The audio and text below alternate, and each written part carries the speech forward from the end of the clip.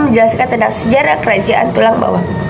Kerajaan Tulang Bawang adalah salah satu kerajaan tertua di Nusantara yang pernah berdiri di Lampung. Sumber sejarah yang dijadikan acuan para sejarawan adalah catatan Yitzi, seseorang biksu Cina yang pernah mengunjungi Nusantara pada abad ke-7. Sejarah Kerajaan Tulang Bawang dalam sejarah kebudayaan dan perdagangan di Indonesia, di Nusantara, Tulang Bawang digambarkan sebagai salah satu kerajaan tertua di Indonesia, di samping kerajaan Melayu, Sriwijaya, Kutai, dan Tarumanegara. Catatan Cina kuno menyebutkan pada pertengahan abad ke-4, seorang penjara agama Buddha yang bernama Fahian pernah singgah di sebuah kerajaan yang makmur dan berjaya, yaitu Tulang Pohang atau Tulang Bawang, di Kars Pedalaman atau Pulau Emas, Sumatera. Kerajaan Tulang Bawang sampai saat ini belum ada yang bisa memastikan pusat kerajaan Tulang Bawang.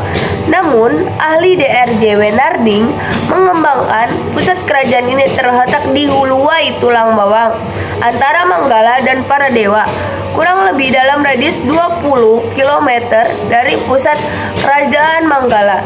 Ketika Islam mulai masuk ke bumi Nusantara sekitar abad 15, Manggala dan alur sungai Tulang Bawang yang kembali marak dengan aneka komodi mulai kembali dikenal Eropa. Perdagangan yang terus berkembang menyebabkan denyut nadi sungai Tulang Bawang semakin kencang, dan pada saat itu kota Manggala dijadikan dermaga bom, tempat bersandarnya kapal-kapal dari berbagai pelosok Nusantara termasuk Singapura.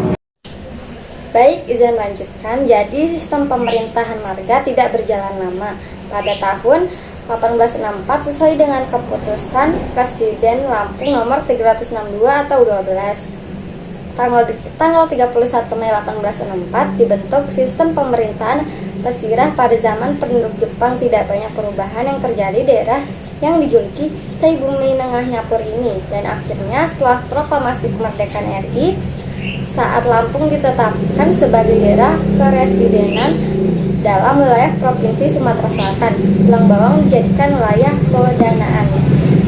Selanjutnya, perkembangan politik pemerintahan Belanda yang terus berubah membawa dampak dengan ditetapkannya Lampung berada di bawah pengawasan langsung Gubernur Jenderal Herman William Dendels mulai tanggal 22 November 1808. Hal ini berimbas pada penataan sistem pemerintahan adat yang merupakan salah satu upaya Belanda untuk mendapatkan simpati masyarakat.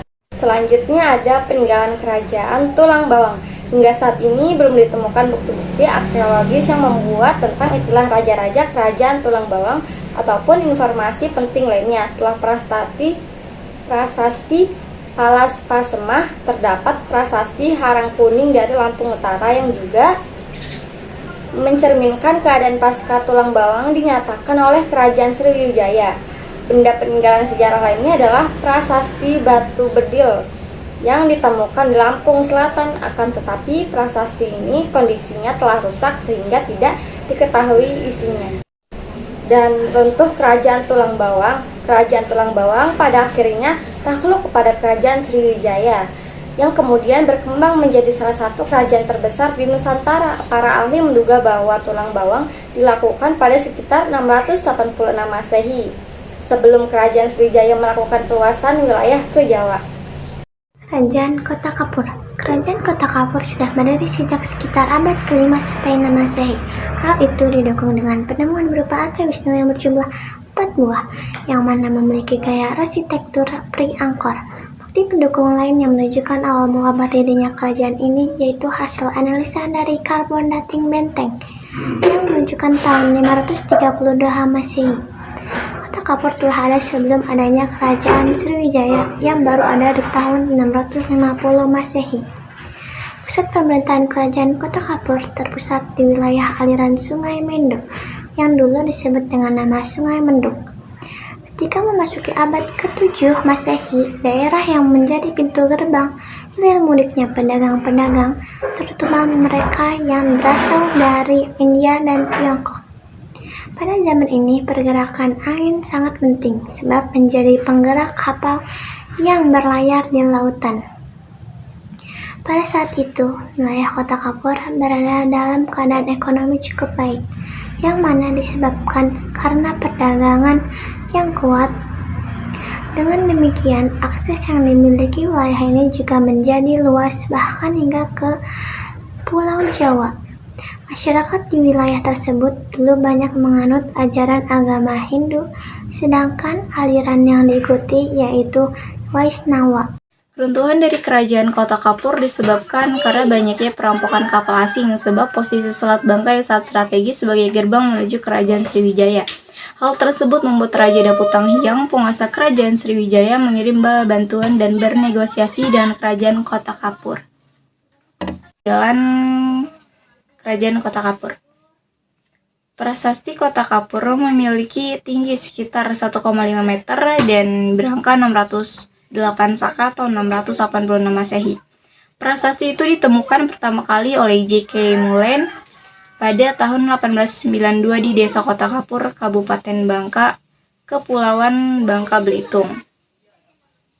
Seorang ahli epigrafi bangsa Belanda bernama H. Kern kemudian membahas temuan itu. Prasasti Kota Kapur berisi kalimat-kalimat ancaman berupa sumpah dan kutukan terhadap pihak yang tidak tunduk pada penguasaan kala itu. Kerajaan Kota Kapur. Dan yang pertama, kehidupan politik kerajaan Kota Kapur. Yang kedua, kehidupan ekonomi kerajaan Kota Kapur. Yang ketiga, kehidupan agama kerajaan Kota Kapur. Yang keempat, kehidupan sosial kerajaan Kota Kapur. Dan yang terakhir, kehidupan budaya kerajaan Kota Kapur. Di sini saya akan menjelaskan tentang kehidupan politik kerajaan Kota Kapur. Dapat diketahui bahwa kehidupan di wilayah tersebut dilindungi dan keberadaan benteng pertahanan yang terbuat dari tanah dan bentuknya memanjang. Tinggi benteng tersebut mencapai 2-3 meter.